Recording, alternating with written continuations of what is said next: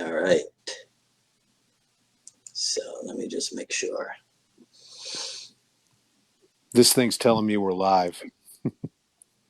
Yeah, I just gotta see. Sometimes it messes up and we go live and it doesn't give me the indicator, right?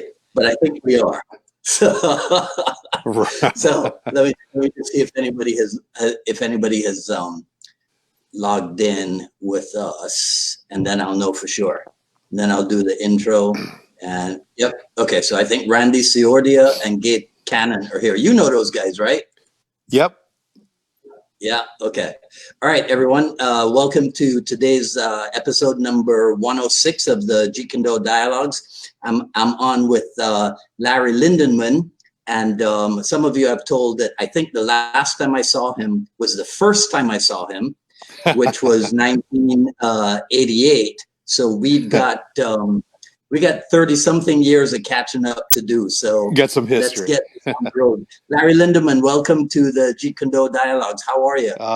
Great to see you. Great to be here. Yeah, so I got to tell you this. Ron Balicki said he would have my head if one of the first things I asked you was not tell us all about car jitsu. So that's funny. That's funny that we went right there, didn't we? So yeah, we did. Yep. So a friend of mine, Craig Douglas, who has a Filipino background, a Filipino martial art background as well. I primarily work with a group of 6 people that teach a wide variety of students in essentially a weekend seminar format. We mostly do handguns, fighting, grappling, and mix that all together. Knives, saps, guns. We sort of mix all of that together. And one of the things we found was fighting within a confined space, like a vehicle, is different than you would think it would be. Right around the time, say right around 88 when we last saw each other, 89, this round of ammunition called simunition was developed in Canada. And what it essentially allowed is it allowed you to run very realistic shooting scenarios. Prior to that time, you weren't really able to shoot at somebody. You could do it with a pellet gun. Sometimes they had like a very rudimentary laser gun, but it was nothing that really gave you good feedback, and you weren't able to really use a real firearm. Well, the simunition has started to allow you to be able to use a real firearm to pressure test your techniques and to pressure test how things worked. So my friend Craig Douglas from ShivWorks and a group of us started working on fighting within a confined space within a car. And Right. what we found was that it was very different than we thought it would be. And we've kind of found a lot of things that are different than we thought they would be in the last maybe 13, 14, 15 years. There's a lot of things that we thought would be effective or wouldn't be effective that are, and a lot of things that we've seen, thousands of evolutions of resistive training that have changed our minds on a lot of different techniques or different things that we did.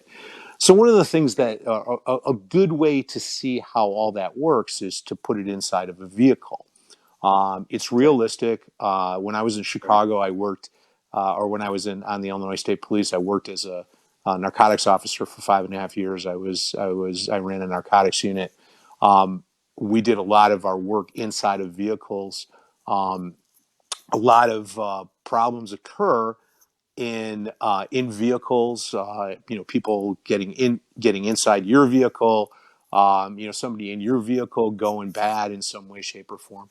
And so we wanted to see how would that actually work. And it's basically like 3-dimensional Brazilian Jiu-Jitsu. There's emphasis.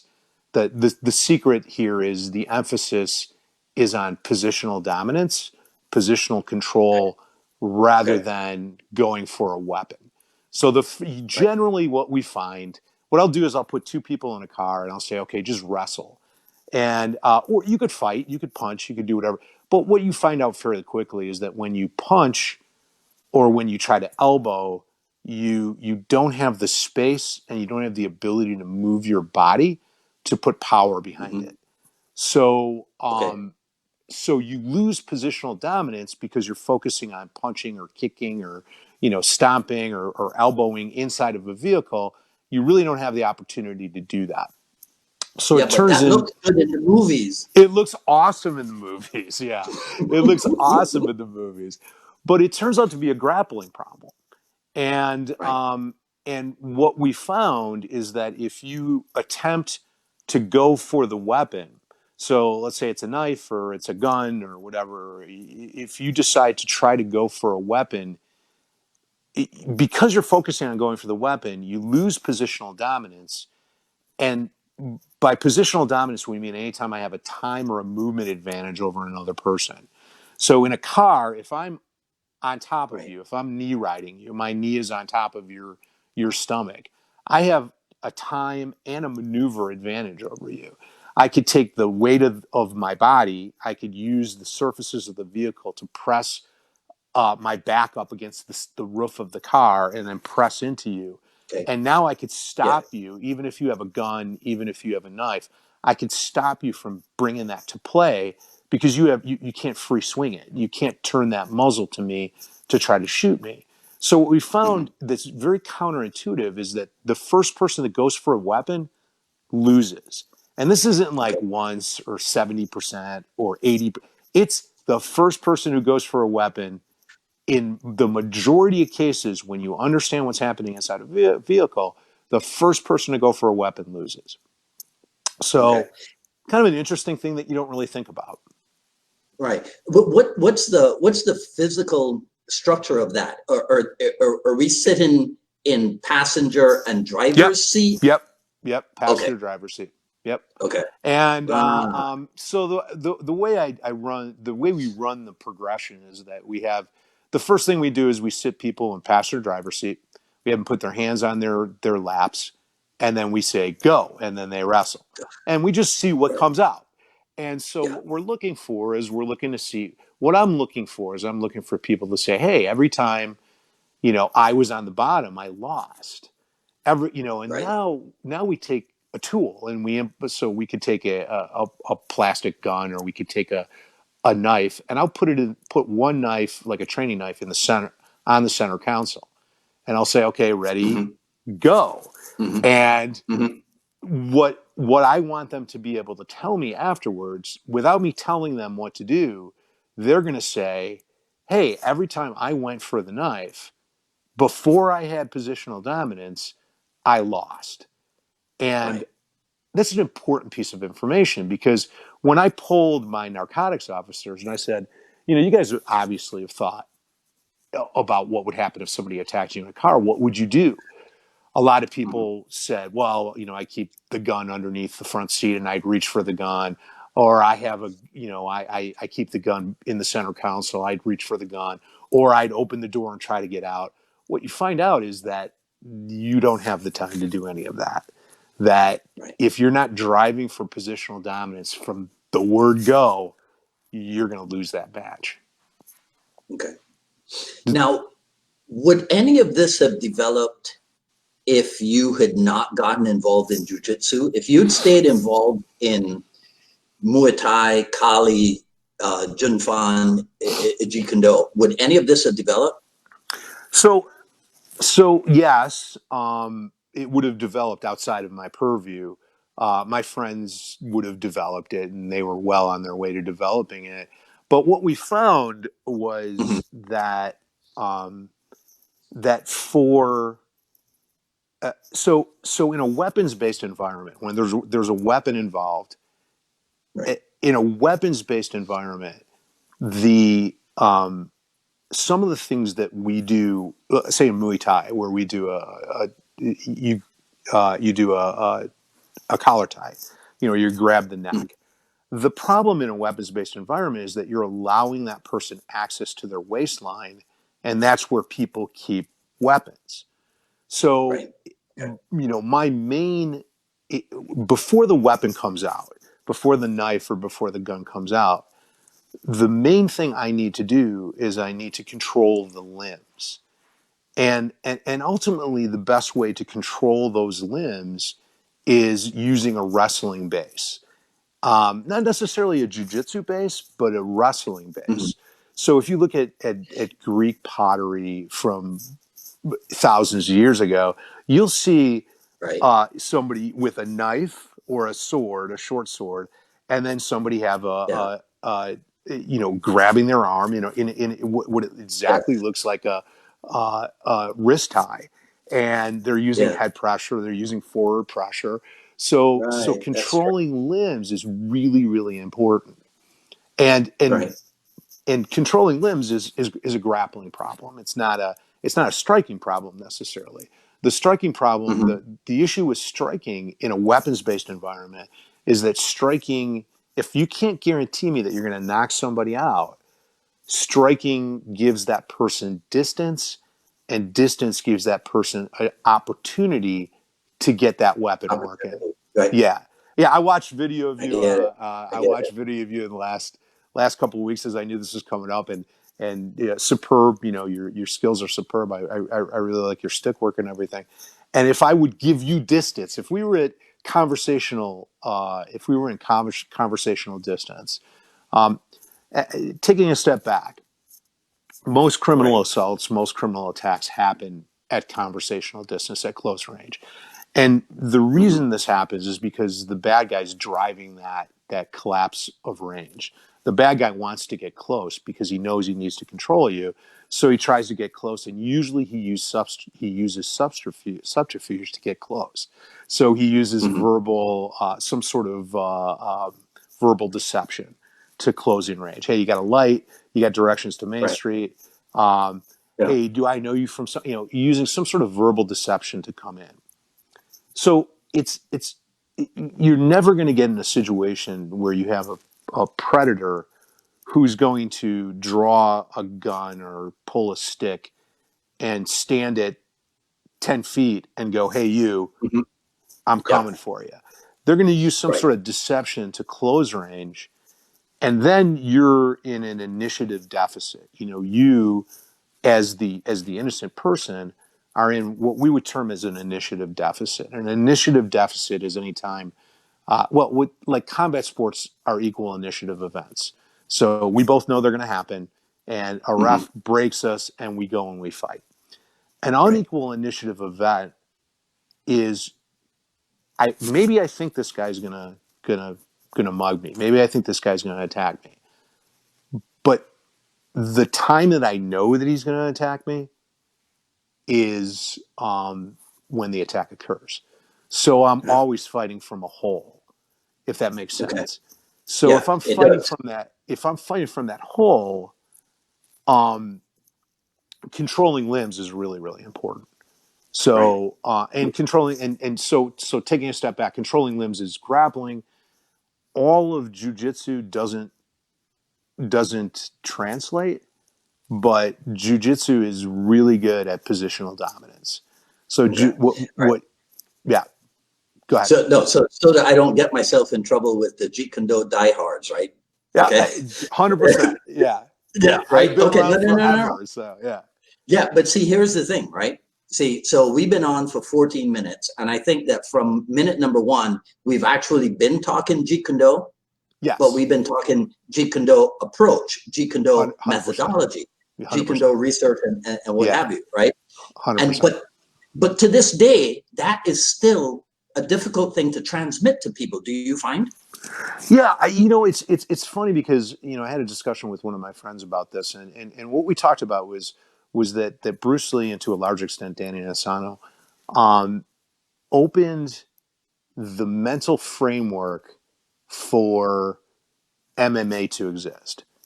So Mm-hmm. there, I think I could argue that without Inosanto traveling the country in the '80s, UFC might not have been a thing in the 90s because you and I were both around prior to the 80s doing martial arts, and we know what that was like. It was very Right. insular.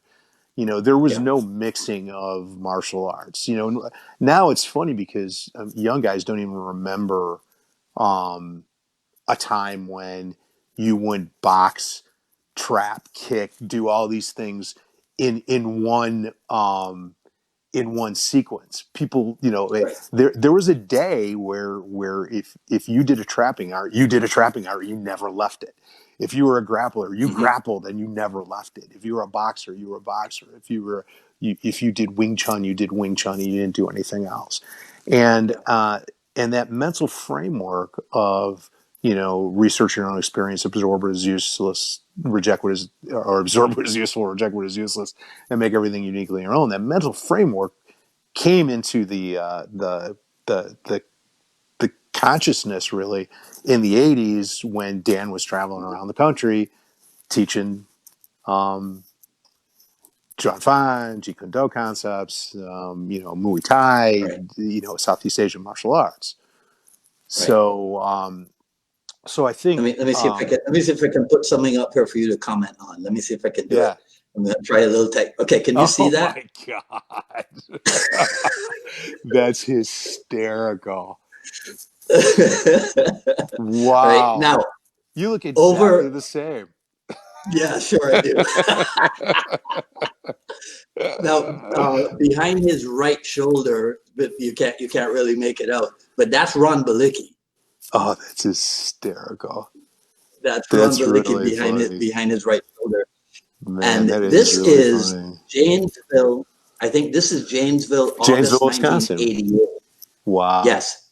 Yeah, yeah, Right I remember. now, Yeah. here's my question for you. What are Yeah. you looking at? What are you looking for in that photograph? Oh my God, that is so funny. I don't know, and that's a little scary. It's funny. That does it brings up something really interesting though because I know we sort of shared the same path Mhm. and back in the day back in those days, I mean, I was looking at I remember distinctly looking at these small little things like I saw a lot of Yes. people at the seminars were looking at the big picture and they were getting Hmm. overwhelmed because Hmm. Dan, I mean, Dan's a fire hose, right? I mean, he's just pouring out all this information. He's just like a fire hose.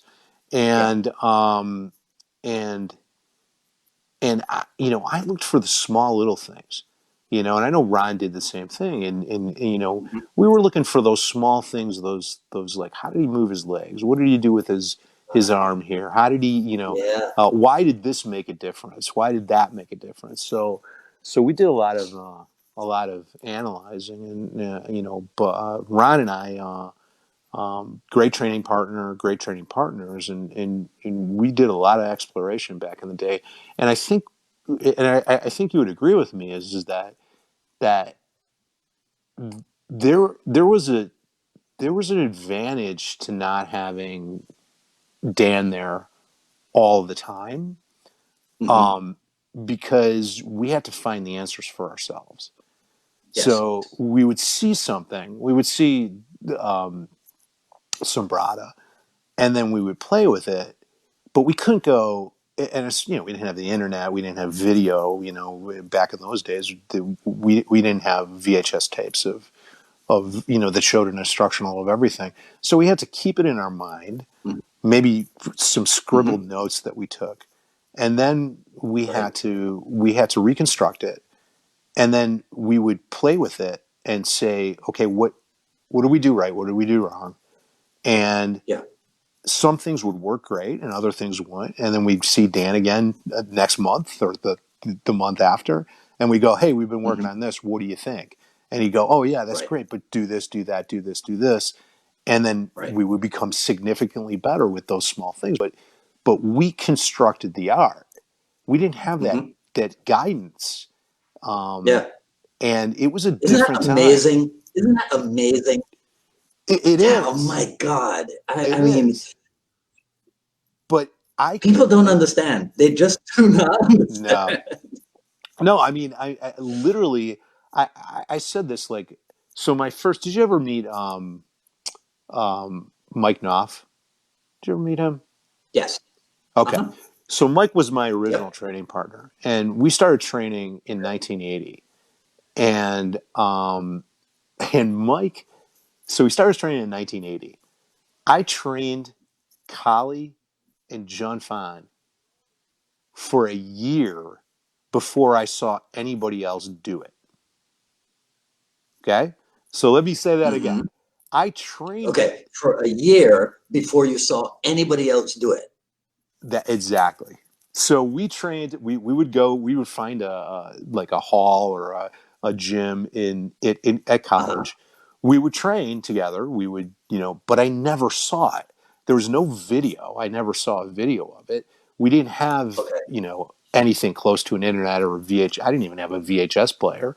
So I Right. never saw anybody else but me do it. So this was all in Illinois. I was a poor college kid. I wasn't traveling around at the time. Right. Um, and, and it was, it might have been less than a year, but it was close to a year that I trained a martial art and never saw anybody else do it. So it was So, just me so and you're him, training with him with one on one. one on one.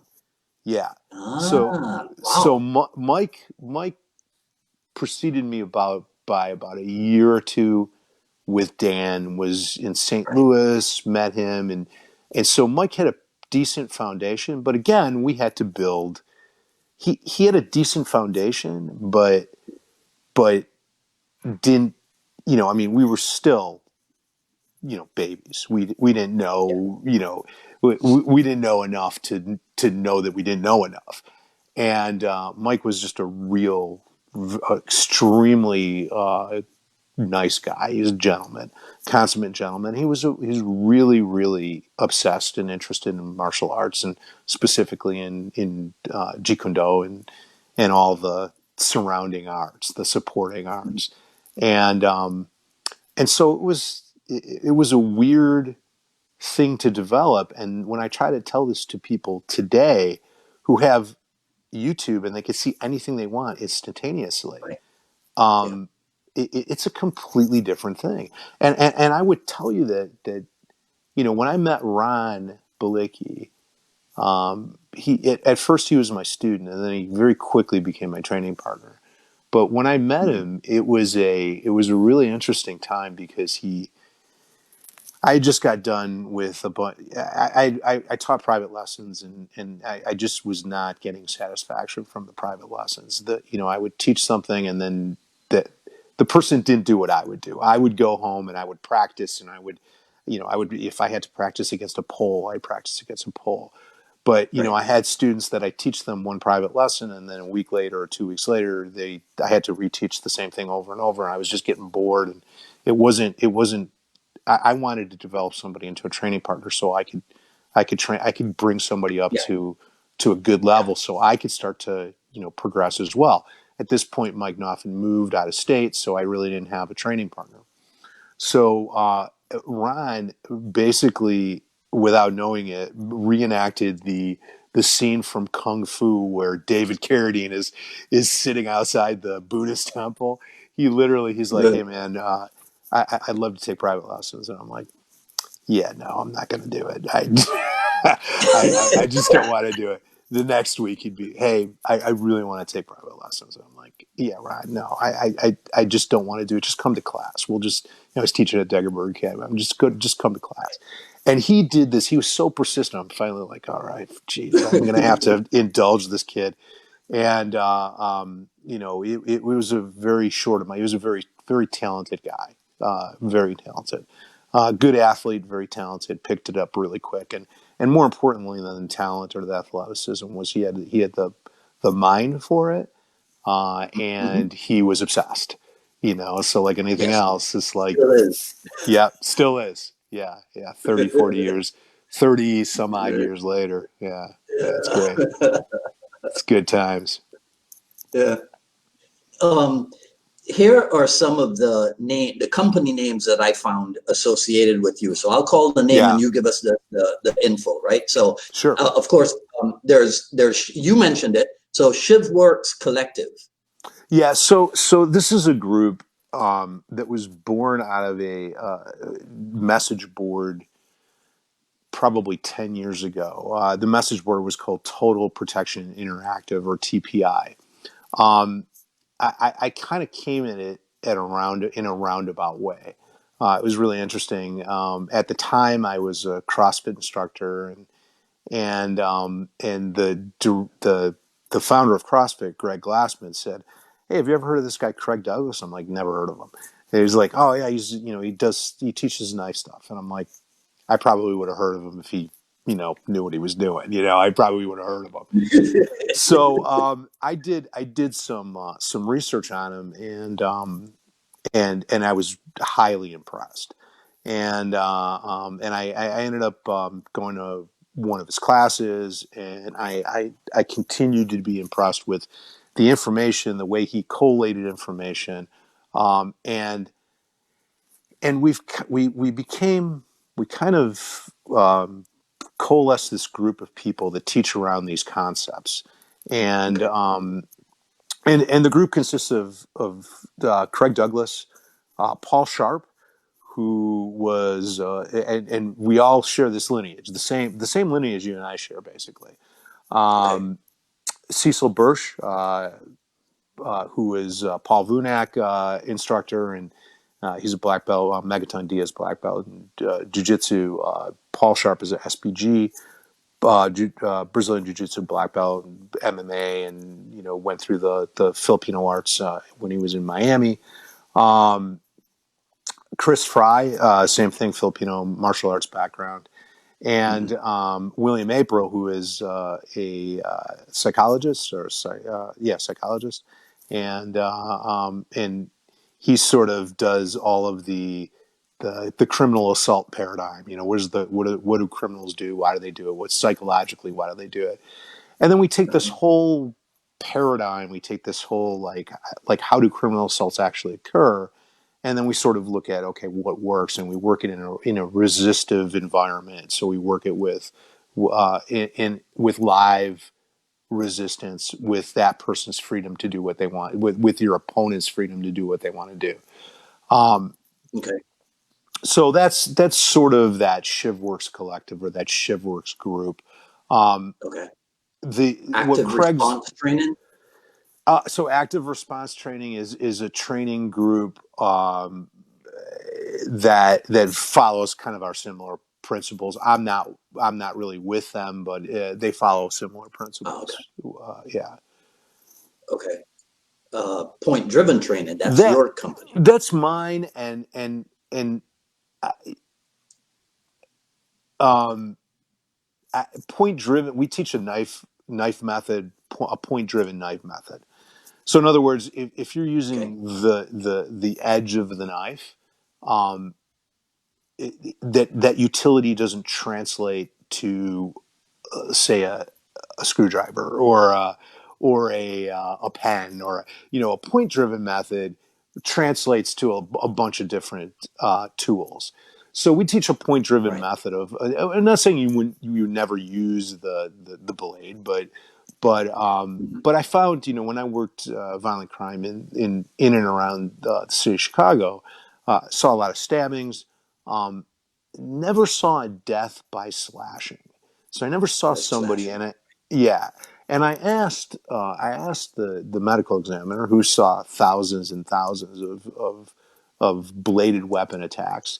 And I asked her, I said, how many times have you seen somebody that was killed by a slash from a knife? And her answer was zero. That most, or that all knife attacks that ended in death were from penetration wounds, were from deep penetration wounds. So I Interesting. found, I'm not going to say that never happen, that it never happens, but for a number of reasons, we mostly teach the point driven method. And as a company name, I thought that had a good ring to it. Now, as an aside, Mhm. I teach with my friend Craig Douglas under the ShivWorks banner. Okay. The point driven training is a it's still in existence, but I still teach seminars, but I'm not really teaching under that flag anymore. It's still my Okay. company, it's still the name, but I mostly teach under the banner of ShivWorks. Okay. Jacks and saps. So this is interesting. I think you'll like this. So I think if there was anything in my time, and I would never say my time in the Jeet Kune Do, John Fine Kali world is over. I think it's just I've just evolved into something different.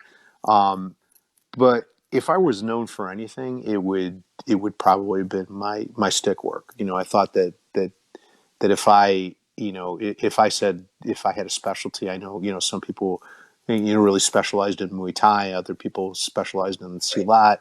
I think that Right. the thing that really clicked with me was Kali, the stick and the blade stuff.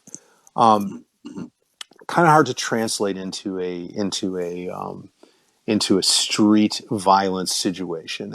You can make up some sort of way that you could you would have access to it, but generally because of the way criminal attacks happen, it's very very hard to access a tool. It's hard to access a knife or a gun in fight. We would call that in fight weapons access. It's hard to do that under pressure when somebody's actually giving you physical pressure. I mean, pushing into you, trying to grab you, trying to stop you from drawing. Right. um, to draw a stick, even if it's like an ASP or expandable baton, which I had experience with when I was on the Illinois State Police, I found them not to be very, very effective. There were plenty of stories, there were plenty of ASPs that I saw that somebody hit somebody in the leg or they hit somebody and that the ASP bent and it didn't even slow the guy down. So Ah, yeah, yeah, we saw that all the time. Now, if you had a solid stick, you could make that work. But the asp just right. didn't really have that power.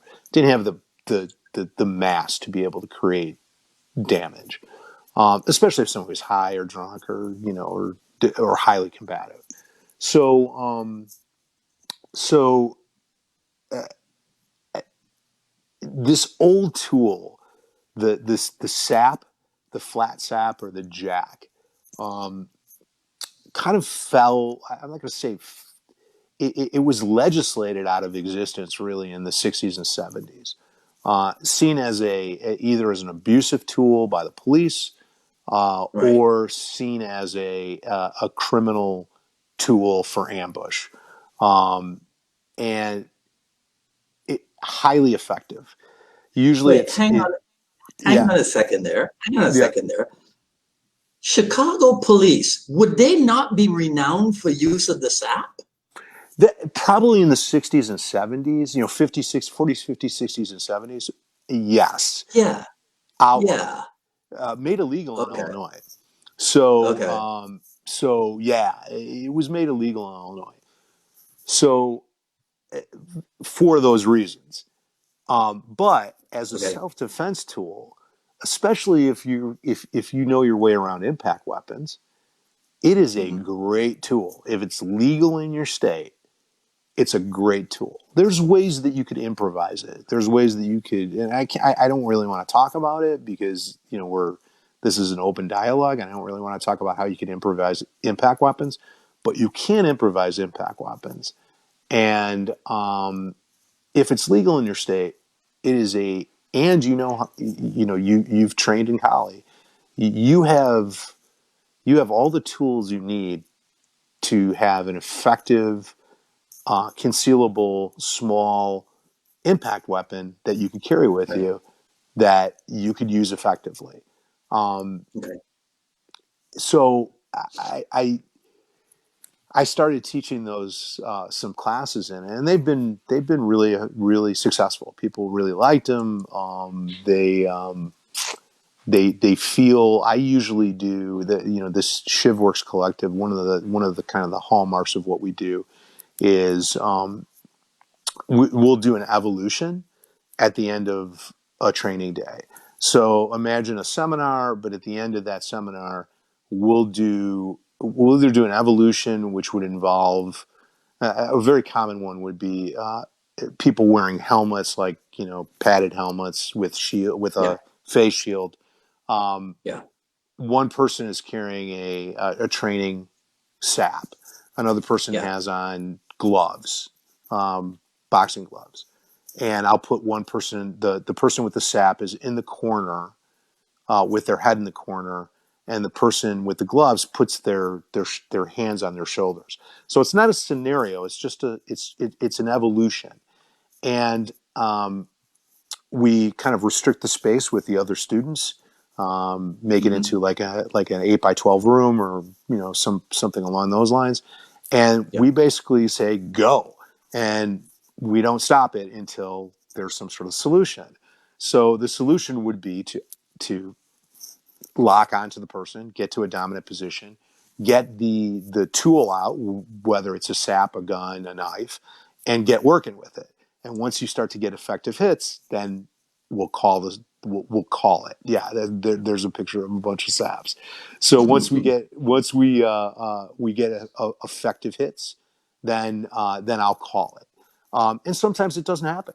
Sometimes that Right. person gets their ass kicked, and sorry, I didn't mean to swear, but sometimes that person gets their butt kicked, Yeah. and um, but everybody feels more confident after an evolution or a scenario. A scenario would be a situation where now we build in some sort of we add a little more realism. So, Right. you one of the scenarios I did in the SAP class was that I had a young guy in the class, and I said, okay, you're going to be a camper, and this guy's your counselor, and he's a little creepy. And when I'd bring the person down, and I would say, okay, your nephew is in camp, and his mom was injured in a car accident. You have to go pick him up. And so I would just let it play out.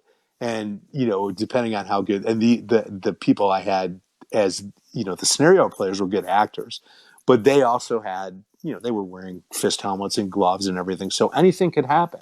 At one point, Right. the kid I was going to attacked. ask you that. I Yeah, was going to ask you that about the equipment. So it's yeah. the FIST equipment, right? Correct. I use the Okay. fist helmet, and then just boxing gloves, or and I let Okay. it go. I'm I sorry to let it keep go full interrupting contact. you. No, there's no, that's no problem. Yeah, anytime you need clarification, let me know. But yeah, so Okay. it's full contact, and it's all out, and they need to use the skills that they learn. So Right. lot of interesting things happen out of it, and one of the things we see is people decide it's time to lose weight. It's time to get in shape.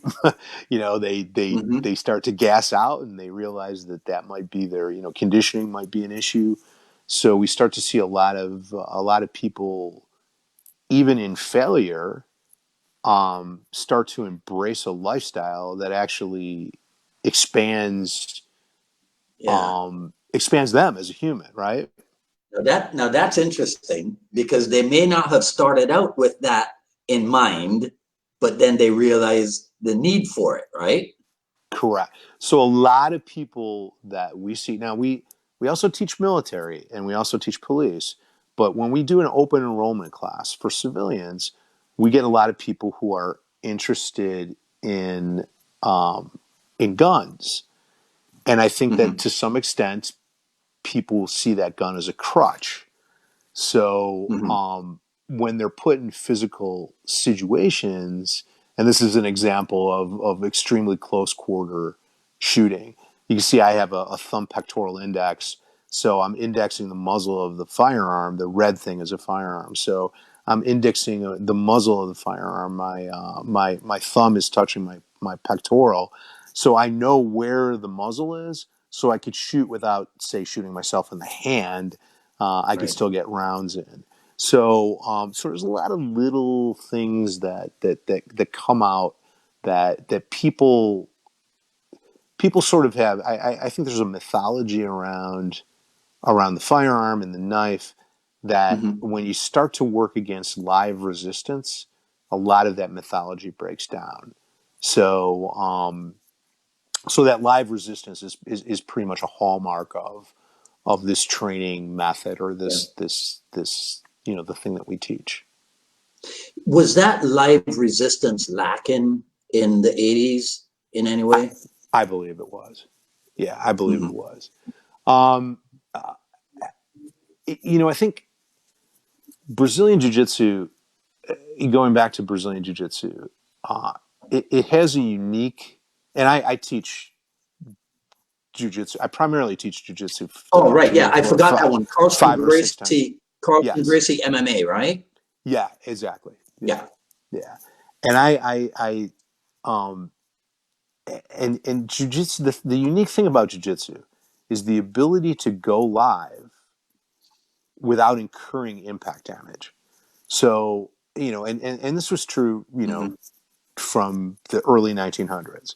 So we have this ability to grapple, to have somebody tap, to go live with full resistance,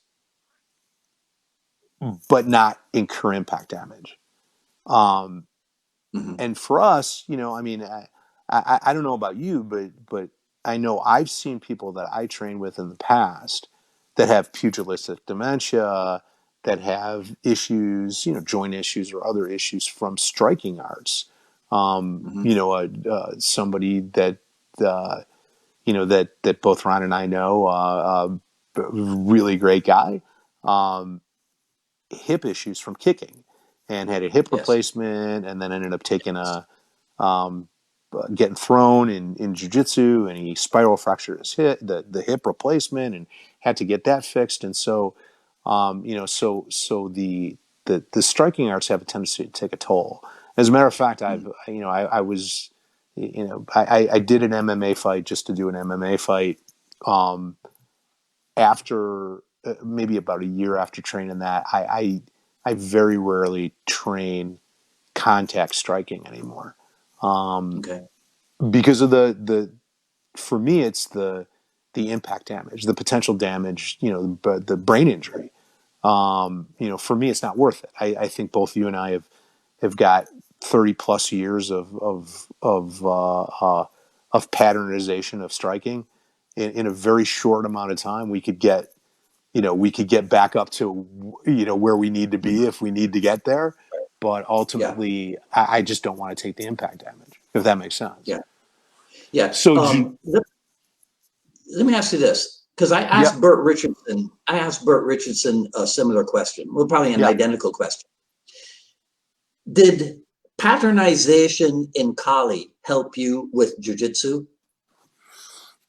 It's interesting. Um,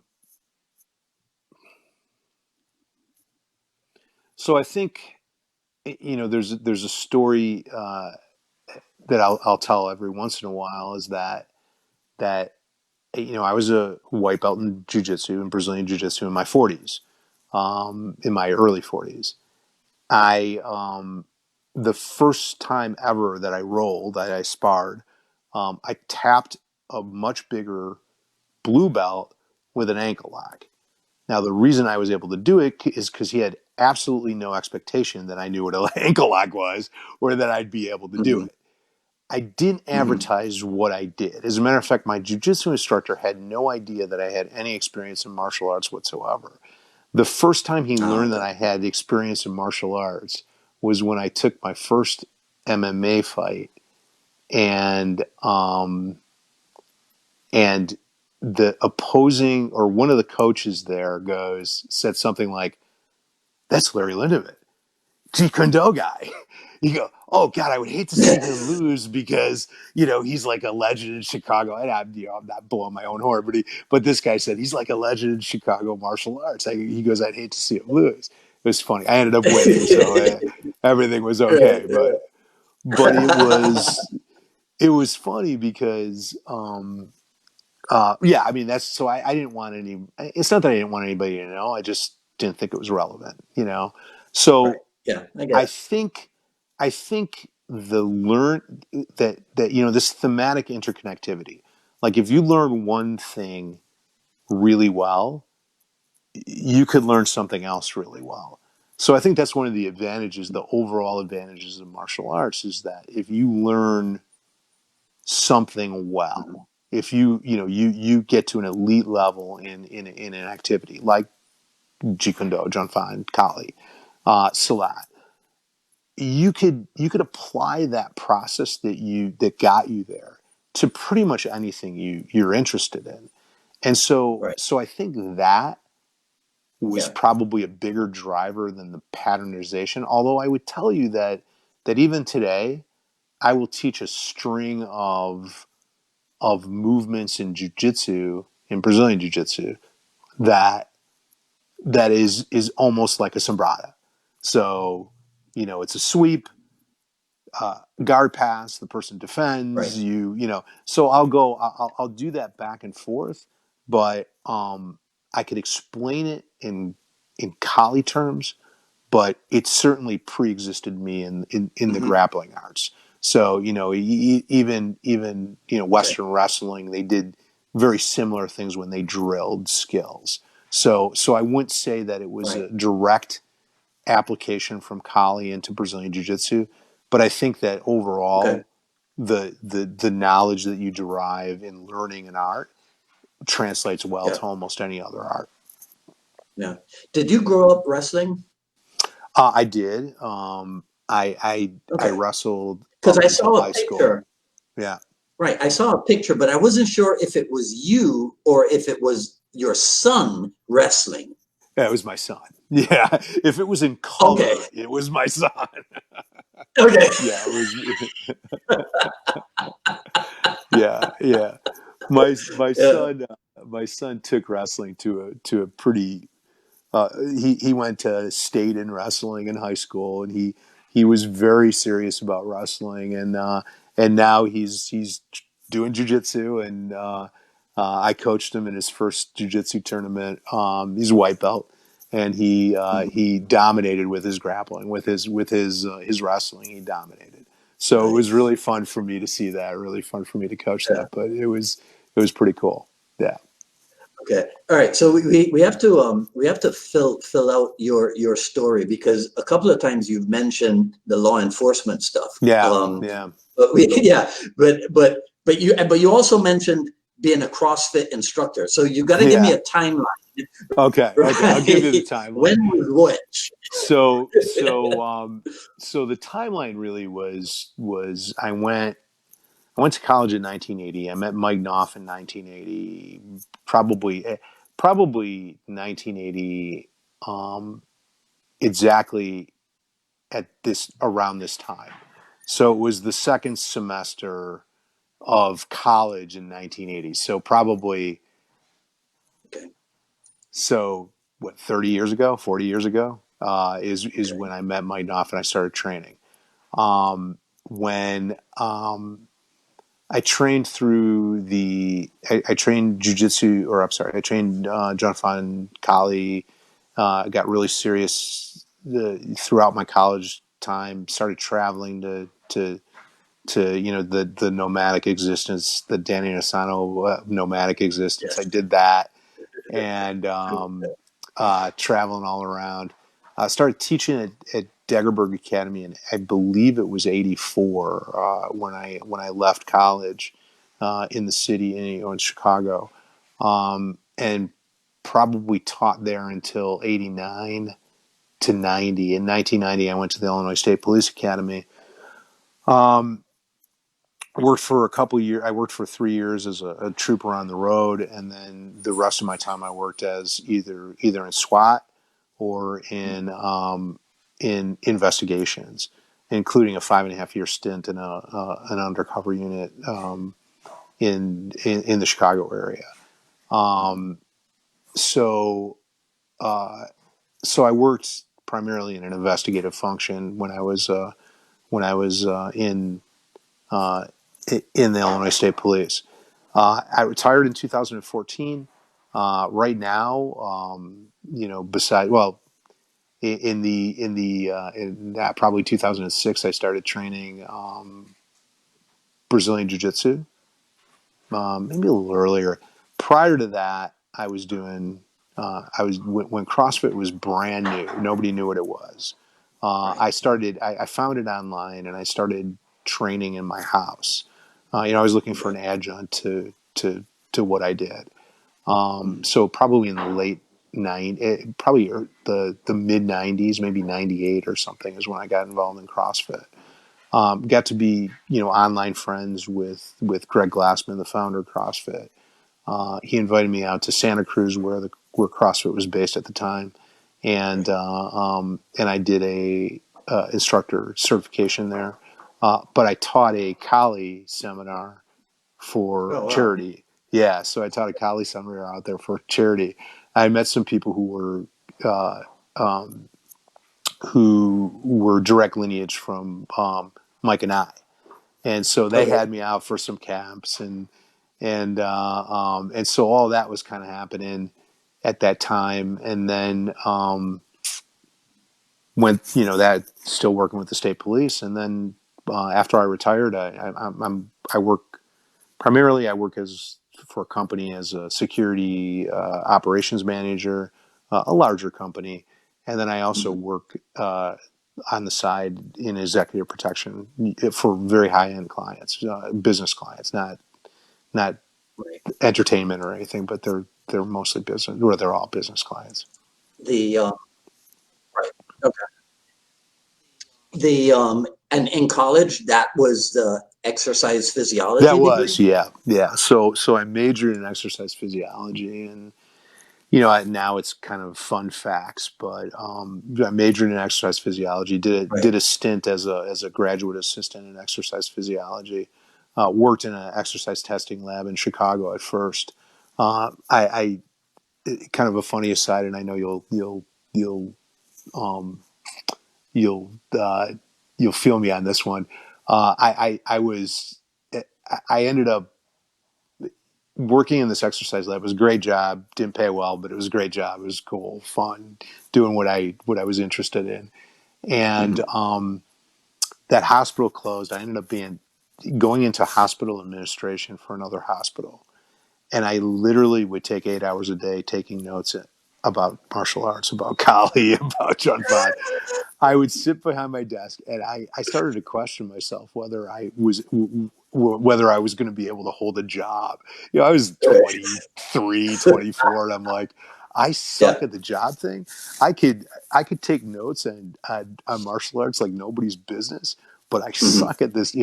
And it was, part of it was I just wasn't passionate about the work, and that's what Right. actually drove me to police work because of the warrior background.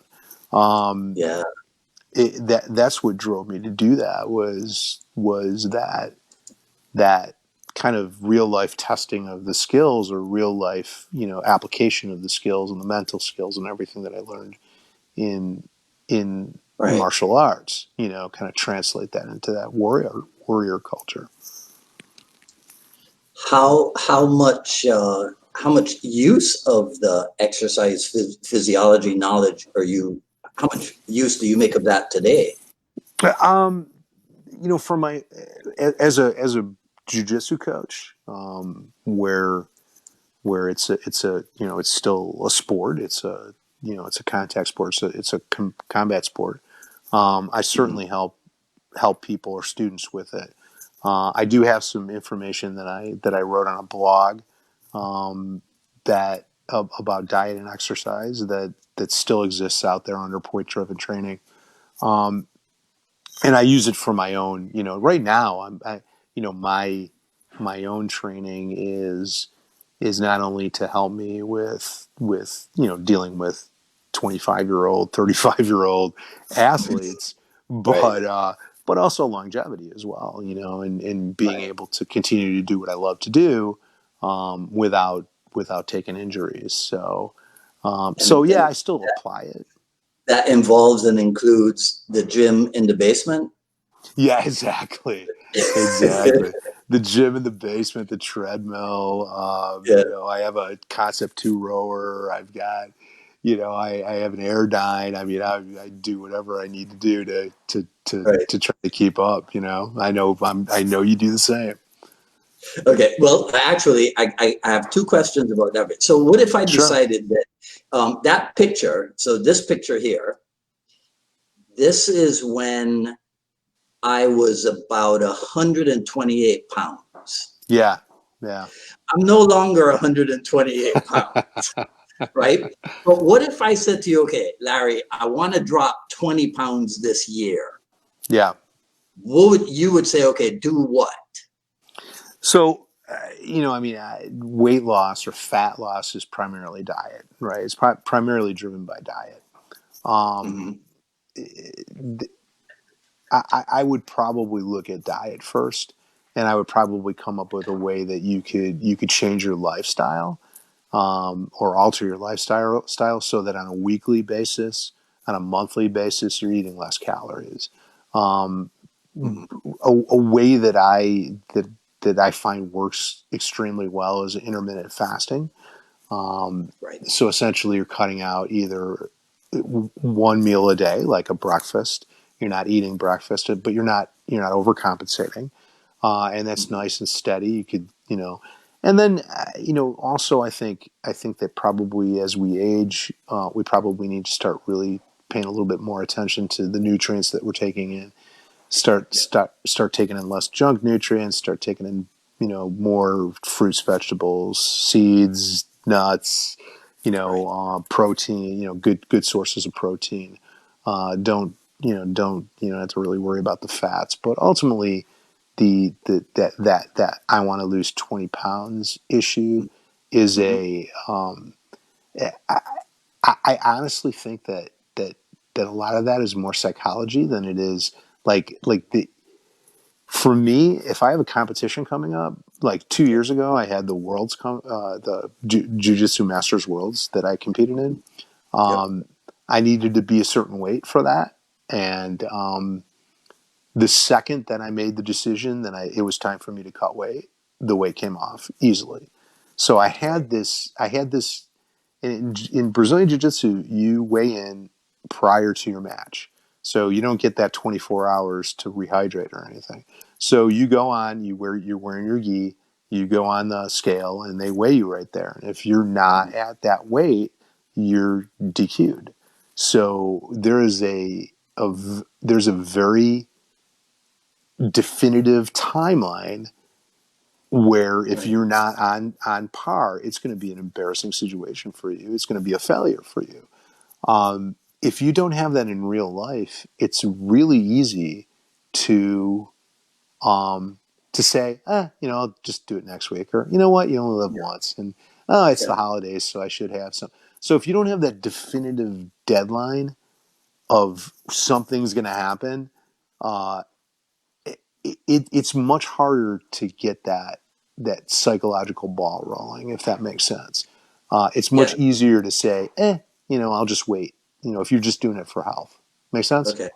That's interesting because what you just said, it's all or a lot of it is psychology. And Yeah, just last night in the car park after class, we were having one of our infamous Inasano like discussions, yeah, right? yeah, And here's what we were talking about. We were talking about how much of life, how much of reaction to stuff is mindset and mindset only. yeah, yeah, You know? yeah. I agree. And okay, yeah. So it's interesting that you said that. Okay, so since I'm talking about the guys last night, Glenn will kill me if I don't ask you this. My theory is that long, slow distance or Yeah, long, steady distance yeah. is worse for you than interval training. Yeah, you're gonna What hate my say you? answer to this. You're gonna hate my answer to God this. damn. It's an involved answer, but I'll tell you that the long steady distance or long slow distance training is base building, and it's important on a number of different fronts. But ultimately, as an athlete, you really want your heart rate to be under 60 beats per minute at rest. So if you're pushing into the 70s, your heart rate, what the heart rate tells you is the efficiency of your cardiovascular system. Certainly there could be things that could change that, but ultimately what slow training does, the heart is filling completely and it's emptying completely. And you actually stretch the heart. You increase what's called stroke volume with long, steady distance training. So for every time your heart beats, you're pushing out a greater volume of blood. Besides carrying nutrients and minerals and proteins and things that your body needs, that the cells of your body needs, the blood also carries oxygen. So if I could get more blood out into the system, I could get more oxygen into the system. I could work at a higher pace with lower effort. So it's really important to build a big engine, and the way you do that is with that long, steady distance training. I think Phil Maffetone has his formula is 180 minus your age, and kind of keep train at that level. It also it especially as we're aging. I'm getting a low battery sign, so if I lose you, I'm going to have to plug in and go back. But as you're aging, your mitochondria become less efficient. This long, steady distance training actually increases mitochondria. It increases peripheral vascularization. So that's the blood vessels. Actually, you grow additional blood vessels because you need to do that for to get more oxygen to your muscles. Right. So really important, and most of the work you do is in this aerobic zone. Even if you're training, even if you're boxing, even if you're sparring, even if you're grappling or wrestling, you're working in this aerobic zone. You're going to have spurts that are going to go anaerobic, but anaerobic training, essentially your anaerobic system could provide energy for about 20 seconds, and then you're going to gas out. So generally, what you do is you build this big gas tank with this long, steady distance training, and then as you're coming closer to an event, that's when you start to work the anaerobic training. It takes about a month to really optimize your anaerobic system through high intensity interval training. It takes over 8 weeks to really optimize that aerobic system. So you got to do both, but my unfortunately, and everybody hates the long distance training. I get it. Is it going to be tough for you to plug in, or you want to take a few seconds and plug in? Could I do it? Could we? Yeah. All right, Yeah. cool. While you do that. Yeah. Okay. So while you do that, I'll just tell everybody that at this time next Friday on January 17th will be episode number 107 with the guy that we've mentioned a couple times here, Ron Balicki. So I'm trying to do last year I did a Minnesota hat trick. So now I'm trying to do somewhat of an Illinois hat trick. So next Friday, 6 p.m. Eastern time, I'm pretty sure, we'll be with Ron Balicki of Martial Art Research Systems. And the Friday after that, which will be, I hope I didn't lose him. We'll get him back. The Friday after that will be the third member of the Illinois Hat Trick will be on with Randy Ciordia. That'd be episode number 108.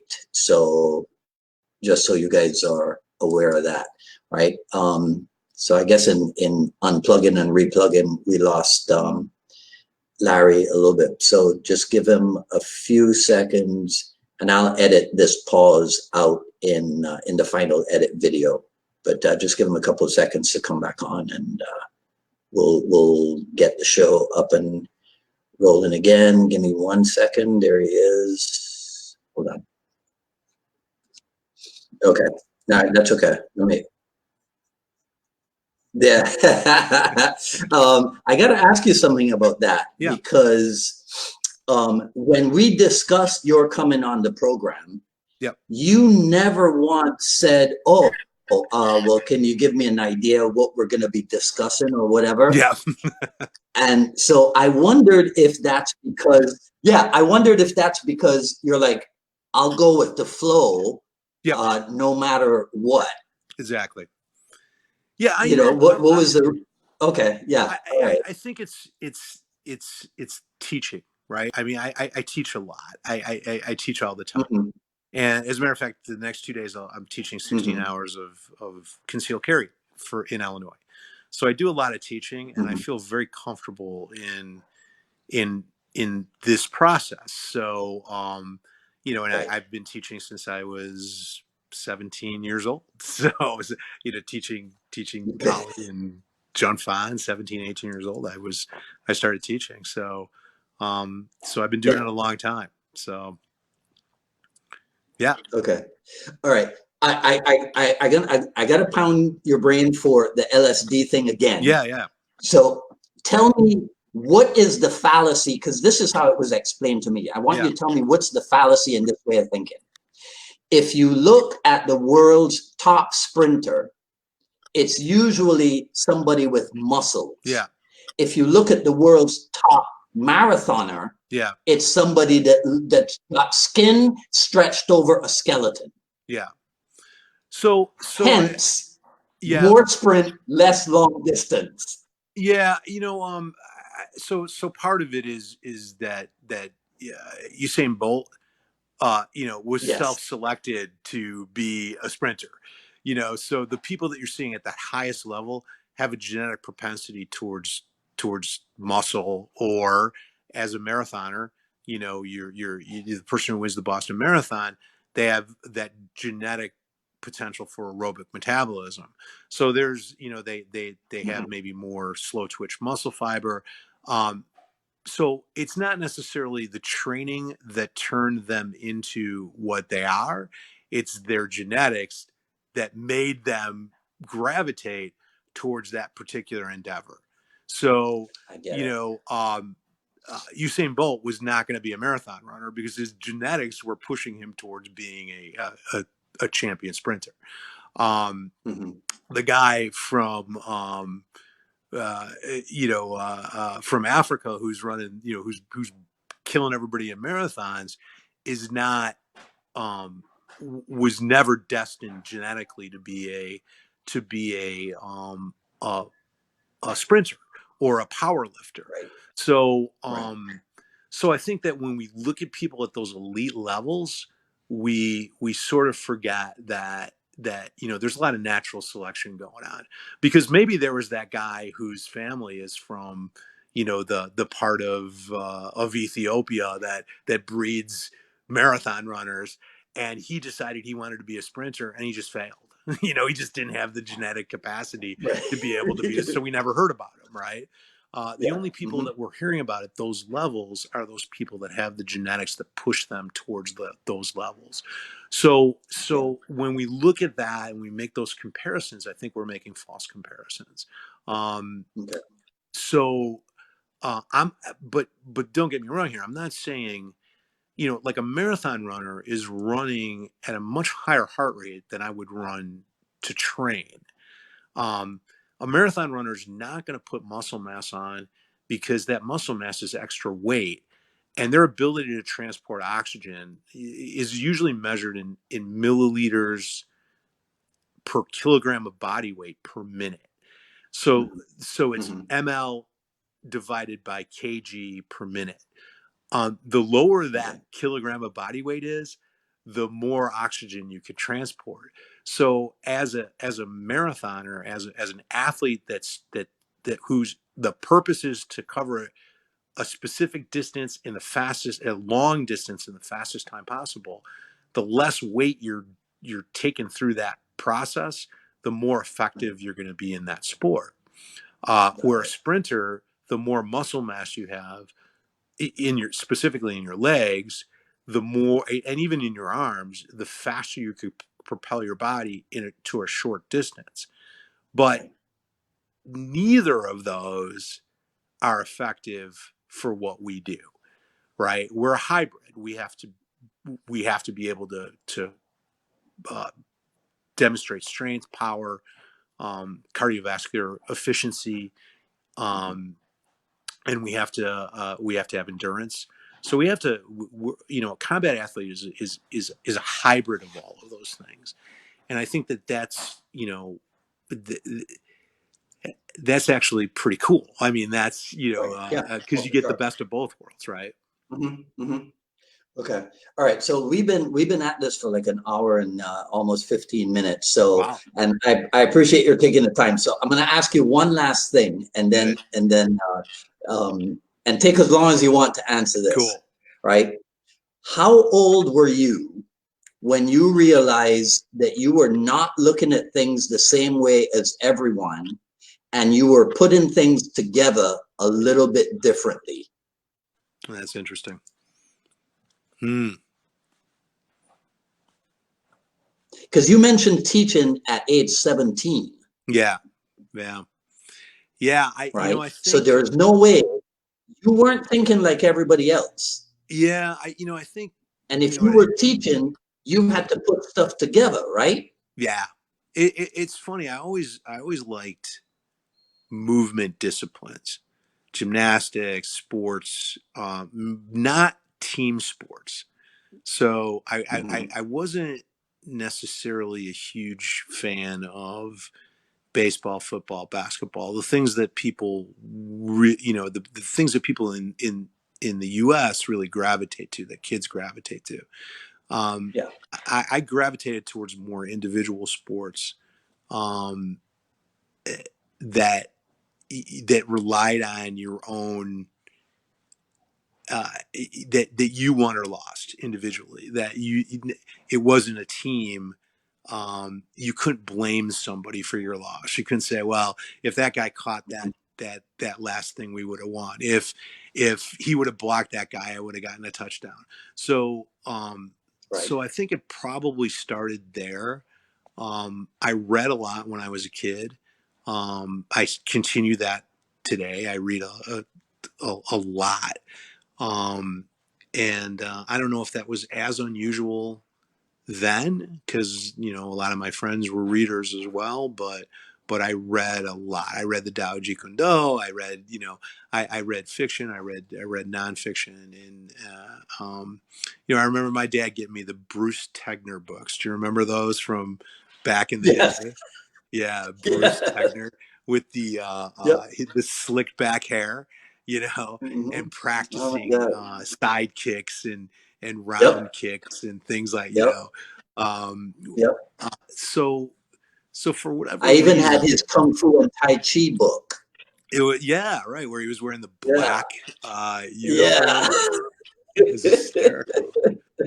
Bruce Tegner, master of all arts. Yeah. Yeah, man. So yeah, so I kind of went down that martial path. I think early, at least intellectually, and then when I had the financial capacity and the time to be able to pursue it, I Right. certainly pursued it. And I was lucky. I mean, I met Mike Knopf. We were in the same class together, and we sat next to each other, and we made a comment, and he said something about martial art, and I'm like, yeah, sure, I'd love to train. And Mm-hmm. literally that was the start. It was a completely random type of situation where he became a training partner. And and it just happened to be that he trained with Dan Inosanto. And Right. I knew, of course, I knew who Dan Inosanto was at the time, but Yeah. not no in-depth information about it. So it was just a weird kind of coincidence that took me down this path. And certainly this path is informed my entire life.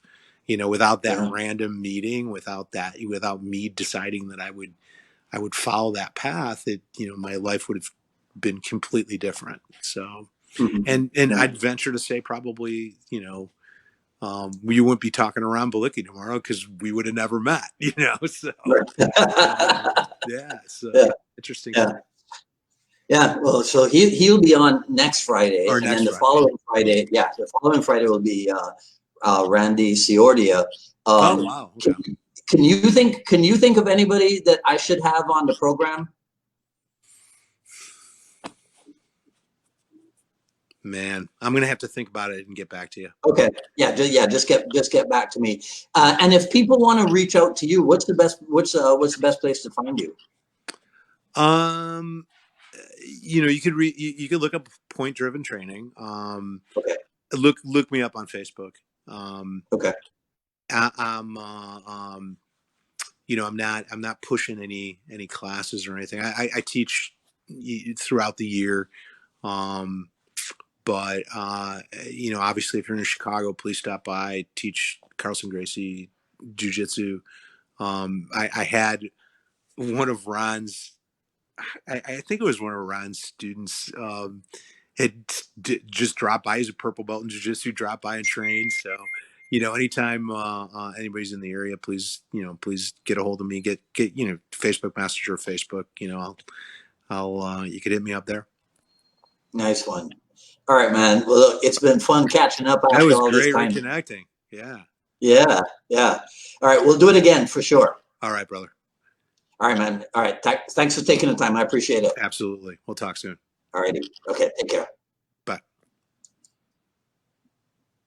All right. Okay. So, that was very cool.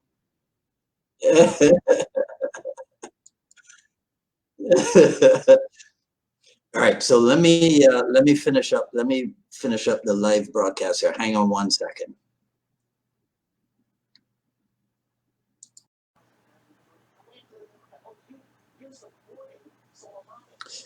Okay, that was episode number 106 of the Jeet Kune Do Dialogues with Larry Lindenman. Feel free to share, like, comment, and ask questions. I'll ask Larry to go through the comments, and if there's anything that we need to answer, then we'll both do that. We'll review everything after posting. Sign up for notifications for when we go live here on Facebook and on the YouTube, and subscribe over on the YouTube for the Jeet Kune Do Dialogues, the I Love Jeet Kune Do broadcast, and the FMA files.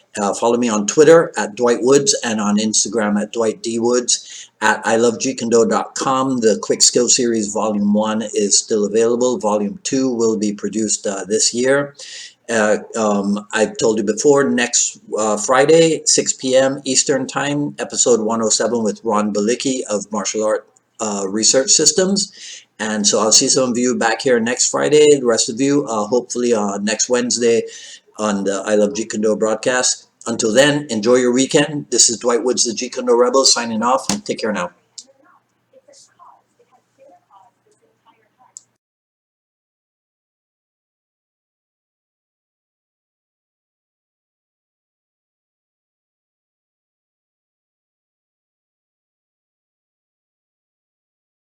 Of learning technique.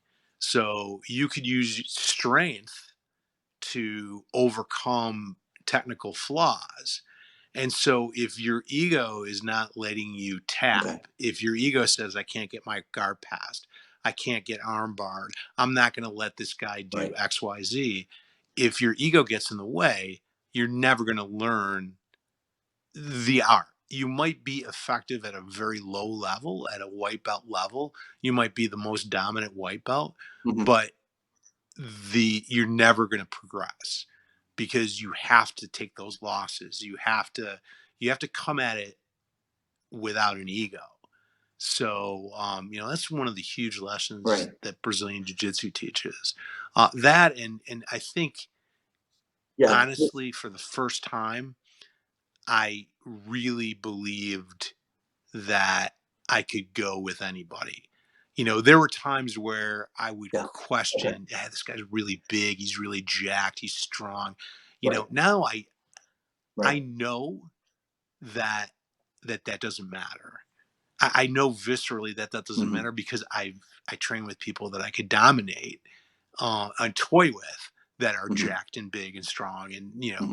and and and so that real life experience on the mats is a crystallization of what we always believed was that technique is superior to any individual attribute. Clearly you have to develop your attributes, but but ultimately, it's that time, that mat time, that experience in these different positions. I remember when we were going through our shoot phase back in the '90s, and I'm like, I didn't know anything. I mean, besides wrestling, I didn't know anything about submission grappling, and I thought, how many ways could Right. the human body move? I mean, come on, this can't be that complicated. And even since I've been training Brazilian Jiu Jitsu, the art's changed dramatically, dramatically. So Really? How so? I kind of, I had a discussion with Craig Douglas, the owner of ShivWorks, and I said, I think Bruce Lee would approve of what's going on right now with with our development of the kind of the weapons based environment, and the development that's going Yeah. on with jujitsu. Like, I think if Bruce Lee had access to Brazilian jiu-jitsu, he'd do it. You know, Hmm. so Hmm. so it uh, philosophically it aligns. It, like you said, I think you said it earlier, that it really is. It's Jeet Kune Do, right? I mean, it aligns with the philosophy of Jeet Kune Do. Yeah. What you're seeing now with Brazilian Jiu Jitsu, which is really interesting, is that the Brazilians were dominant, were absolutely dominant for years and years and years and years. And just recently, within the last 5, 6, 7 years, the Americans started playing with the leg lock. And the Americans, the Australians, the Europeans started playing with the leg lock game. So like the Eric Paulson, catch wrestling, leg locking, they Right. layered that skill, the sambo, they layered that skill with the positional dominance, and the concept of positioning that Brazilian Jiu-Jitsu actually absolutely dominates with every other martial art. They layered that skill onto it, and now we're Hmm. starting to see in the ADCCs, in a lot of this no-gi grappling, submission grappling, that the Americans are starting to dominate. Americans and Europeans and Australians, and other than Brazilians, are dominating in that realm, Right. because the Brazilians did like leg locks. Traditionally they're like, we don't like them. They're not, Huh. and so Okay. So let me ask you this so then. yeah, So, was Yuri Nakamura ahead of the game then in the yeah. '90s I think with shoot wrestling? I, I I'm not going to say ahead of the game. So what I would tell you Okay. is that the Brazilians, when it comes to positional dominance, and when it comes to the guard, the Hmm. Brazilians were light years ahead of everybody else. Light years ahead Okay. of everybody Got it. else. Got it. Um, the leg lock game was something that was shunned by the Brazilians. They didn't like it. But that kind of philosophy of growth of the art, and research your own experience, absorb what is useful, that philosophy sort of permeates the jiu-jitsu world. And Okay. depending on the rule set of the competition, you could do heel hooks and straight ankle locks and toe holds, and so that's available. So I think that the people who are developing that, John Danaher is one. There's Craig Jones. There's a group of people who are really developing that positional leg lock game. Hmm. Certainly that is light years ahead of what we were doing in Shudo in the '90s, because that jujitsu positional dominance is layered on top of it. Um, Yeah. so it's a different game now. But the interesting thing is that it's continuing to evolve. There's Right. it's continuing to change and evolve, and every year there's something new. Did you ever hear Matt Thornton's what's his saying that jujitsu is what Jeet Kune Do was supposed to be? It's interesting. Yeah, Yeah. Matt's a controversial figure. He's a controversial figure. I don't know. I don't know him well. Um, I don't know if he would agree with the method that he used when he split. Maybe he would. I certainly don't agree with it. I really like the way that Greg Nelson and Eric Paulson, Ron, they they Yeah. all they've embraced the modern game and grappling, but they haven't shunned their roots, and they've done and Mhm. everything they do is respectful. And I think that's really the way to play that. Mhm. You know what I mean? Yeah. I think that Matt was on the pro. I don't. Were you even aware of this program before today or before last week? no, no. Okay. I got to be honest. I haven't kept up with Right. our with this world. Through Yeah. Ron every once Yeah. in a while, and but I just haven't really kept up with it because I've been so consumed with Okay. my work and jujitsu and kind of this Right. hybrid Yeah, I get it. that we've been working on. Yeah. Well, Yeah. I try to get everybody onto the program, and so if you Oh, go on I if you go listened on for the the last couple of YouTube, days. Yeah. I listened to today. I listened to your interview with Bert. So it was great. Oh, you still there? okay, yeah. So there's a Matt Thornton interview as well. Interesting. That's Yeah, very yeah. interesting. How did that go? So I mean, because I think I look, controversial or not, I think he's a great guy. Yeah, Wicked smart, he is really and smart. a lot of times that's all I need. That's all I need. Yeah, As if you're an intelligent person, I want to talk to you. I don't yes, care if we see eye to eye or not. I want to talk to you. yeah, yeah. I agree. You Yeah, know. no, Matt's he Anyhow, certainly has he's written a bunch and he's smart. Yeah, he's really really smart. yeah, So, all yeah, right, brother. yeah. All right. So get Well, back we'll to talk me again if you soon. think of anybody yeah. Oh I yeah, we will. will for sure. All right. Awesome. Okay, man. All right, Thanks brother. again. It was great talking to you. All right. All All right. right. Take care. Take care. All right. Same Bye here. bye.